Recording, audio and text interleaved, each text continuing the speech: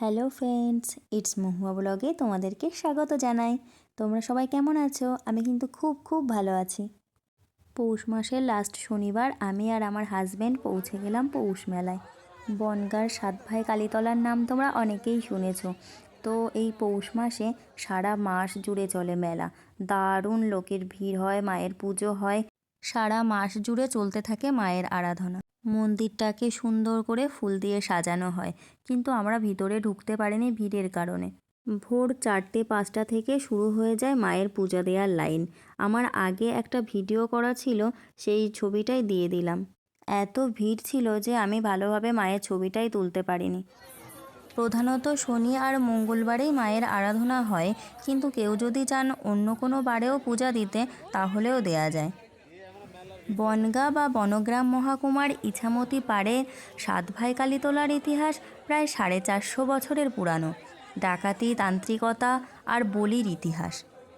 1571 খ্রিস্টাব্দে রামচন্দ্র খাঁর আমলে কালিদাস, কালীপ্রসাদ, কালীকিঙ্কর, কালীপ্রসন্ন, কালীকান্ত, কালীরাম ও কালীকৃষ্ণ এই 7 ডাকাত ভাইয়ের কাহিনী। তারাই নাকি প্রথম মায়ের এই পূজা শুরু করে। সে সময় বনগাঁ বা বনগ্রাম যাই বলো না কেন জঙ্গলে ঢাকা ছিল। তো এই সময় শোনা যায় মন্দিরে নরবলিও হতো। এখন কিন্তু সেসব আর কিছুই হয় না।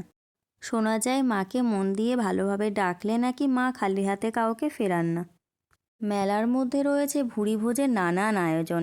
খাদ্যরসিক বাঙালি কিন্তু এখানে এসে তৃপ্তি পেতে পারে। অবশ্যই সবগুলো নিরামিষ আইটেম। তার সাথে আছে বিভিন্ন রকম স্টেশনারি দোকান, যেমন কসমেটিক্স, বিভিন্ন বাচ্চাদের খেলনা, ঘর সাজানোর সামগ্রী, এমনকি মাটির জিনিসও পাওয়া যায়। তার সাথে কিন্তু পাওয়া যায় দারুণ স্বাদের সব আচার। মেলার পিছন দিকটায় আছে ইছামতি নদী, আর আছে নৌকা চড়ার ব্যবস্থা। নদীর ওপারেও আছে কালীমায়ের মন্দির। কেউ যদি চায় নৌকায়ও যেতে পারে, আবার আছে ব্রিজ, সেখান হয়েও যেতে পারে। এত সুন্দর লোভনীয় আচার দেখে আমরা তো লোভ সামলাতেই পারলাম না, নিয়ে নিলাম কিছুটা মিক্সড আচার। ইচ্ছা ছিল নৌকাতে চেপেই খাবো, কিন্তু এত ভিড়ের মধ্যে আর খেতে ইচ্ছা হলো না। তো চলো তোমাদেরকে দেখিয়ে দিই মন্দিরের পিছনের এই নদীটা। নদীতে কিন্তু নৌকার ব্যবস্থাও আছে, আর মায়ের পূজার সাথে সাথে অনেকেই এই নৌকা চড়ার সুযোগটা হাতছাড়া করতেই চায় না। আমরাও এই সুযোগটা হাতছাড়া করলাম না, অনেক ছোটোবেলায় নৌকা চড়েছি। কিন্তু মায়ের পূজার মতো এখানেও রয়েছে লম্বা লাইন, প্রচণ্ড ভিড়।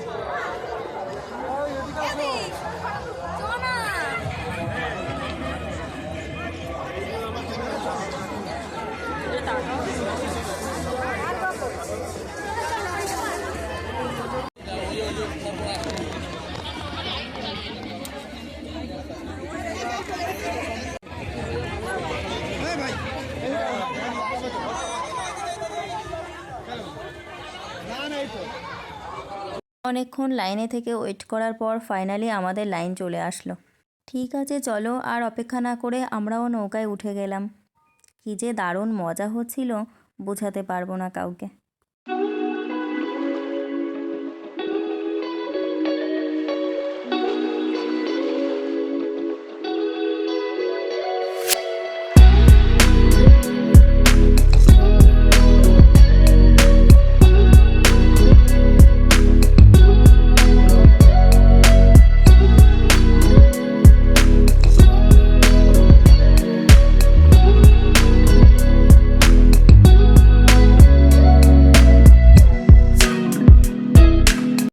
আর এই যে দেখো যে ব্রিজটা দেখতে পাচ্ছ, এই ব্রিজটা হয়ে নদীর ওপারে যাওয়া যায়।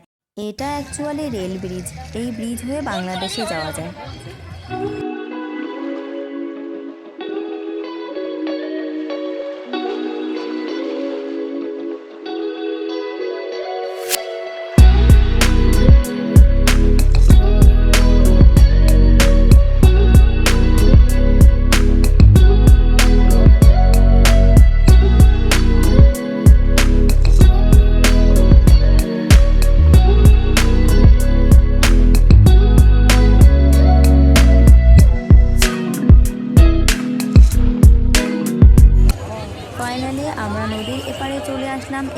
হচ্ছে মায়ের পূজা, এপারেও রয়েছে মায়ের পূজা দেওয়ার লাইন।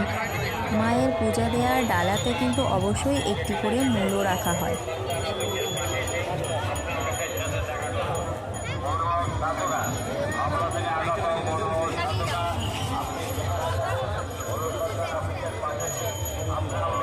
মন্দির ঘুরে যখন বেরিয়ে আসছিলাম তখন দেখলাম এরকম একটা সুন্দর নিরিবিলি নির্জন জায়গা, আর এর অপর পাড়েই রয়েছে দেখো একটা পিকনিকের স্পট। ও একটা কথা তো বলতে ভুলেই গেছি, এখানে কিন্তু ফ্রিতে বিভিন্ন সংস্থা থেকে খিচুড়ির দেওয়ার ব্যবস্থা আছে, শুধুমাত্র পৌষ মাসে শনি আর মঙ্গলবারের জন্য। যাই হোক, মেলা ঘোরা তো আমাদের প্রায় কমপ্লিট, এখনও পর্যন্ত ফুচকা ছাড়া পেটে আর কিছু পড়েনি। তো আচার নিয়েছিলাম, এতক্ষণে পাওয়া গেল আচার খাওয়ার উপযুক্ত জায়গা। জায়গাটা কিন্তু দারুণ নিরিবিলি জায়গা, অনেক দূর দূরান্ত থেকে দর্শনার্থীরা আসে, তাদের মধ্যে অনেকেই নদীর ধারে বসে একটুখানি বিশ্রাম নিয়ে নেয়। যাই হোক, আচারটা কিন্তু দারুণ হয়েছিল, আর এরকম একটা পরিবেশে আচার খাওয়ার মজাই আলাদা। নৌকা করে তো নদীর এপারে এসছিলাম, এবার ব্রিজ দিয়ে নদীর ওপারে যাব মন্দিরে। বাবা, যেখানেই যাচ্ছি সেখানেই ভিড়, দেখো এখানেও লাইন পড়ে গেছে।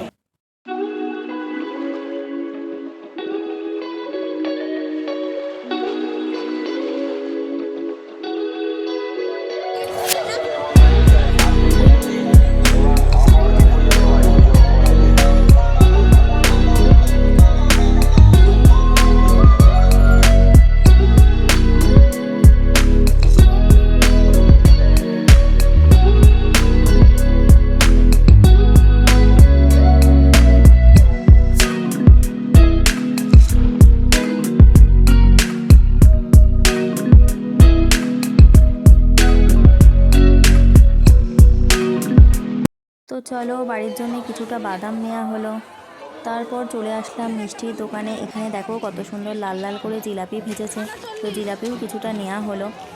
আরও কিছু কিছু অন্যরকম মিষ্টি নেওয়া হয়েছিল বাড়ির জন্যে। যাই হোক, আমার না অনেক দিনের শখ, আমি একটুখানি পটেটো রিং খাবো, এরকম কোনো দিনও খাইনি। তো চোখের সামনে দেখে লোভ সামলাতে পারলাম না, এটাও খেতে খেতে বাড়ি চলে আসলাম। আমার ভিডিওটা এখানেই শেষ করছি। তোমাদের যদি আমার ভিডিওটা দেখে কিছু ভালো লাগে অবশ্যই লাইক করো, শেয়ার করো, আর অবশ্যই সাবস্ক্রাইব করতে ভুলো না যেন। এরকম নতুন নতুন আরও অনেক ভিডিও নিয়ে আমি আসবো তোমাদের কাছে। চলো আজ তবে এইটুকু, আসবো আবার অন্য দিন। টাটা।